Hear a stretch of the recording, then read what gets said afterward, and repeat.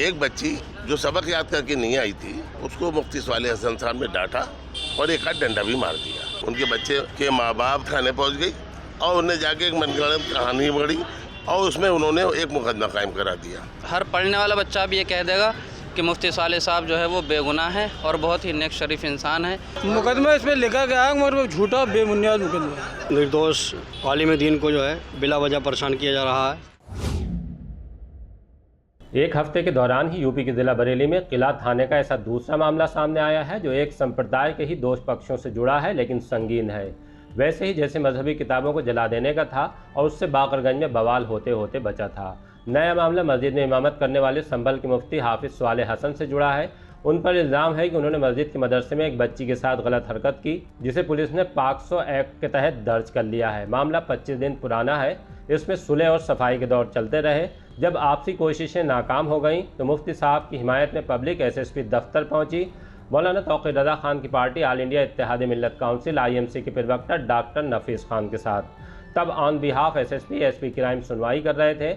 उन्हें लोगों ने शपथ पत्रों के साथ यकीन दिलाया कि मुफ्ती साहब निहायत शरीफ और नेक इंसान हैं। गलत हरकत तो क्या वो गलत निगाह भी नहीं डालते, नज़रें नीची करके चलते हैं। वो मस्जिद के मदरसे में ही 5-6 साल के बच्चों को दीन पढ़ाते हैं। उन पर इल्ज़ाम गलत है। सच महज इतना है कि उन्होंने बच्चों को सबक याद नहीं करने पर पहले डांटा और फिर एक डंडा मार दिया। उनमें ये बच्ची भी शामिल थी जिसकी मां ने मुकदमा दर्ज कराया है। इसे तिल का ताड़ बना दिया गया। एसपी क्राइम ने कहा है कि वो इस मामले की जांच CO2 से करा लेते हैं। अब आपको बताते हैं कि एसपी क्राइम से मिलने के बाद द लीडर हिंदी से बात करते हुए मोहल्ले के लोगों और डॉक्टर नफीस खान ने क्या कहा, इसके बाद किला इंस्पेक्टर ने हमें क्या जानकारी दी है वो भी आपको बताएंगे।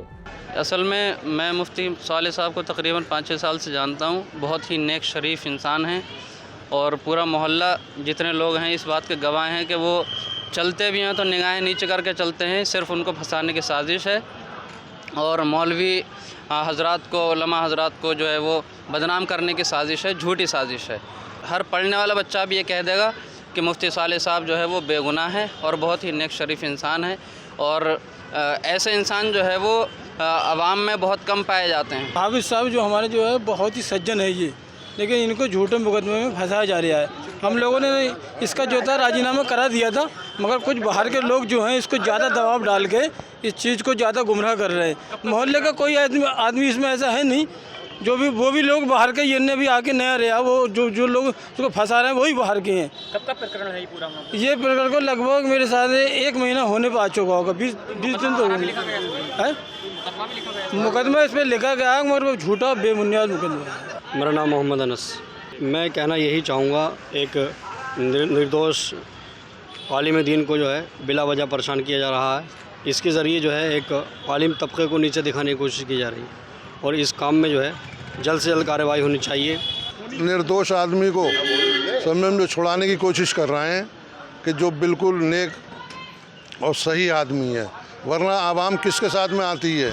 ये लोग मोहल्ले के हैं, इनसे सबसे इनके बयान लिए जाएं और इन्हें मालूम हो इनके भी बच्चे पढ़ते हैं। क्या मामला है जो आप ये कर? मामला यह है कि लीची बाग में एक मस्जिद है, वहाँ पर मुफ्ती सालेह हसन साहब वहाँ उस मस्जिद के इमाम हैं। वहाँ पर वो शाम को 3 बजे से 5 बजे तक छोटे बच्चों को कुरान अज़ीम की तालीम देते हैं। एक बच्ची जो सबक याद करके नहीं आई थी उसको मुफ्ती सालेह हसन साहब ने डांटा और एक हाथ डंडा भी मार दिया। वो जब छुट्टी हुई बच्चों की, वो रोती भी घर गई। उन्होंने जाकर अपने माँ बाप से कहा मुझे बहुत मारा पीटा। उनके बच्चे के माँ बाप आए, मुफ्ती सालेह साहब जो अपने हुज्जे में आराम कर रहे थे वहाँ घुस गए और घुस के उन्होंने बहुत उनसे मारपीट करी। उसके बाद उन्हें उठा के ले गए अपने घर और कमरे में ले आके बंद करके वहाँ उनकी पिटाई करी। मोहल्ले के लोगों को जब पता चला, सब मोहल्ले के लोग पूरे एकत्र हुए और उन्होंने मुफ्ती सालेह साहब को तो छुड़ाया। उसके बाद पूरी मीटिंग हुई मोहल्ले की। उसमें ये आधे लोग बोले भाई FIR कराओ, आधे बोले FIR मत कराओ, बल्कि अगर ये माफ़ी मांग ले मामला निपटा दे। तो ये हुआ कि कल इसको बैठ के इसको मामले को निपटा दिया जाएगा। दूसरे दिन जो मामला निपटाने से पहले वो थाने पहुंच गई और उन्हें जाके एक मनगढ़ंत कहानी पढ़ी और उसमें उन्होंने एक मुकदमा कायम करा दिया।